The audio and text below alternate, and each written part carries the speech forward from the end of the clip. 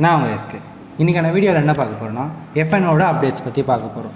FN என்ன ஆச்சுன்னா lot size increase பண்ணியிருக்காங்க. நிஃப்டியோட லாட் சைஸும் பேங்க் நிஃப்டி எல்லாத்தோட லாட் சைஸ்லாம் இன்க்ரீஸ் பண்ணி வச்சுருக்காங்க. என்ன ரீசன் பார்த்தீங்கன்னா முன்னாடி நிஃப்டியோட லாட் சைஸ் பார்த்தீங்கன்னா 25 இருந்துச்சு. அதுக்கும் முன்னாடி பார்த்தீங்கன்னா 50 இருந்துச்சு நிஃப்டியோட லாட் சைஸ்.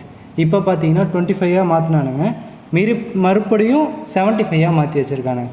ஏன்னா ஃபஸ்ட்டு 50 இருக்கும்போது நிஃப்டியோட சார்ட் 50 லாட் சைஸ் 50 இருக்கும்போது ரொம்ப கஷ்டமாக இருந்துச்சு.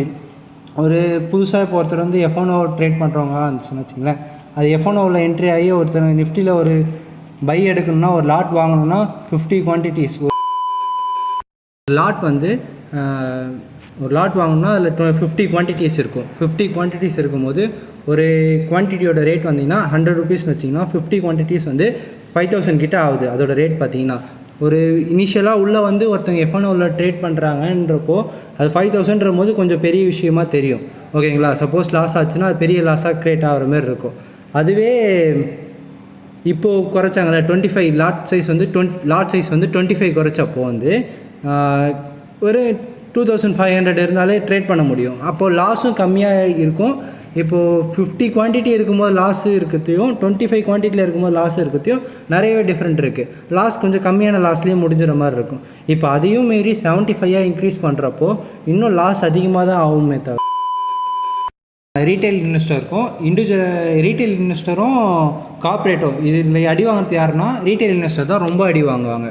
ஏன்னா அவங்க தான் லாஸ் அதிகமாக ஃபேஸ் பண்ணுவாங்க. அவங்களுக்கு கார்ப்பரேட்டுக்கு அவ்வளோ லாஸ் பெரிய விஷயமா தெரியாது. அதே மாதிரி வீக்லி எக்ஸ்பிரி இருந்தது. நிஃப்டியை மட்டும்தான் வீக்லி எக்ஸ்பிரி வச்சுருக்காங்களே தவிர மற்றபடி Bank Nifty, Fin Nifty, Sensex, Nifty mid cap எல்லாமே மந்த்லி எக்ஸ்பிரியாக மாற்ற போகிறேன்றாங்க. அதோட லாட் சைஸும் இன்க்ரீஸ் பண்ணுறேன், எல்லாத்தோட லாட் சைஸும் இன்க்ரீஸ் பண்ணுறேன்னு சொல்லிட்டு இருக்காங்க.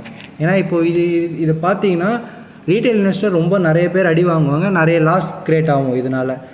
இன்னொரு ரீசன் என்னவாக இருக்கலாம்னா இவங்களுக்கு அதிகமான ப்ராஃபிட் கிடைக்கணும் அப்படின்ற ரீசனுக்காக லாட் சைஸ் இன்க்ரீஸ் பண்ணிகிட்டே போகிறாங்க. இது இப்படியே போச்சுன்னா ரொம்ப கஷ்டமாயிடும். ஓகேங்களா?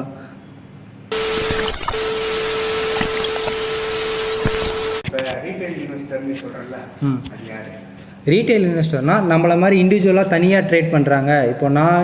இப்போது ஒருத்தர் இருக்காருன்னா அவர் புதுசாக ஒரு ப்ரோக்கரேஜ் சோலோவாக இருக்கவங்க புதுசாக ஒரு ப்ரோக்கரேஜ் அக்கௌண்ட் ஓப்பன் பண்ணி புதுசாக அவங்கள ஓனாக கற்றுக்கிட்டு ஓனாக ட்ரேட் பண்ணுறவங்க எல்லாருமே இண்டிவிஜுவல் ரீட்டைல் இன்வெஸ்டர்ஸ்னு சொல்லுவாங்க. அவங்க எல்லாருமே கார்ப்பரேட்டுன்றவங்க ஒரு 10-15 பேரை வேலைக்கு வச்சுட்டு எக்ஸாம்பிள் சொன்னால் 1992 ஸ்கேம் அந்த மூவி இருக்குல்ல, அந்த மாதிரி நிறைய பேர் இன்வெஸ்டர்ஸ் எல்லாருமே ஒன்றா சேர்த்துட்டு எல்லாருமே ஒன்றா உட்காந்து ட்ரேட் பண்ணுறது, அது எல்லாமே கார்ப்பரேட் ஈக்குவல்ஸ் கணக்கு வரும்.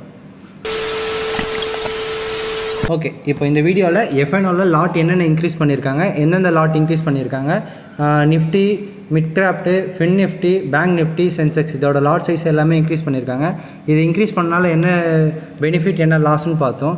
பெனிஃபிட் பார்த்தீங்கன்னா நம்மளுக்கு எந்த பெனிஃபிட்டும் கிடையாது, லாஸ் நம்மளுக்கு நிறைய க்ரியேட் ஆகும். ஓகேங்களா? இதேமாதிரி யூஸ்ஃபுல்லான வீடியோஸ் பார்க்க நம்ம சேனலில் சப்ஸ்கிரைப் பண்ணி வச்சுங்க, லைக் பண்ணுறேன். Okay, and then bye.